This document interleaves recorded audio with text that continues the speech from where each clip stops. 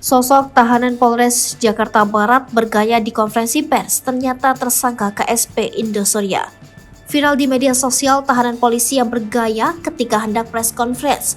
Siapakah dia? Gaya Natalia Rusli baru-baru ini menjadi sorotan warganet saat dihadirkan sebagai tersangka dalam konferensi pers di Mapolres Metro Jakarta Barat Senin 27 Maret 2023. Natalia merupakan tersangka kasus penipuan dan penggelapan terhadap korban koperasi simpan pinjam Indosuria. Berdasarkan video yang diunggah akun TikTok Minyak Tura, Natalia menunjukkan gestur layaknya bukan seorang tahanan. Mulanya Natalia tampak berbincang dengan dua perempuan berbaju putih di lobi Mapolres Metro Jakarta Barat. Natalia menggunakan pakaian berwarna oranye tetapi tanpa tulisan tahanan. Baju yang dikenakannya terlihat seperti kaos biasa. Kedua tangan Natalia juga tidak diborgol saat akan dirilis ke publik. Sambil memasukkan tangannya ke dalam kantong celana, Natalia terlihat menunggu petugas kepolisian. Dia juga memegang kertas putih di tangan kirinya. Natalia Rusli kemudian berjalan sesuai dengan arahan dari salah satu petugas. Dia berjalan dengan santai menuju area konferensi pers. Natalia tampak melirik dengan matanya yang tajam ke arah awak media.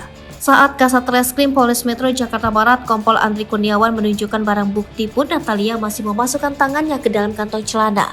Setelah konferensi pers selesai, Natalia diarahkan kembali menuju lantai atas Polres. Dia sempat mengacukan jari jempolnya kepada awak media. Natalia Rusli adalah seorang pengacara yang kini jadi tersangka penipuan penggelapan dana korban KSP Indosuria. Diketahui sebelumnya, Natalia Rusli menyerahkan diri ke Polres Metro Jakarta Barat setelah menjadi DPO selama 4 bulan pada Selasa 21 Maret 2023. Natalia Rusli bak digadang-gadang menjadi salah satu pengacara yang disegani oleh polisi.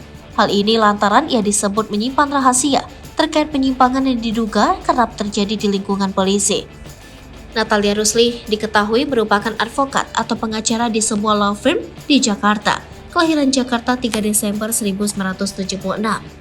Natalia memiliki jejak karir yang cemerlang. Dia bahkan pernah menyambut penghargaan Miss Advokat Indonesia pada 2020.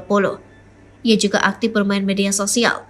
Natalia Rusli bahkan kerap membagikan video di kanal YouTube pribadinya bernama Natalia Rusli Official.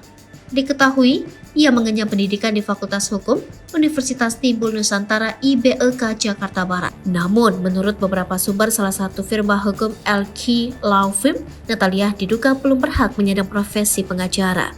Lantaran, dirinya belum resmi menjadi sarjana dan belum pernah disumpah menjadi pengacara. Tetapi, Natalia Rusli tercatat sebagai anggota sekaligus pengurus organisasi Advokat Pergerakan Advokat Seluruh Indonesia DKI Jakarta. Gelar belakangnya pun SH MHCCLA. Ia juga menjadi CEO dari kantor pengacara dan firma hukum Master Trust Law Firm.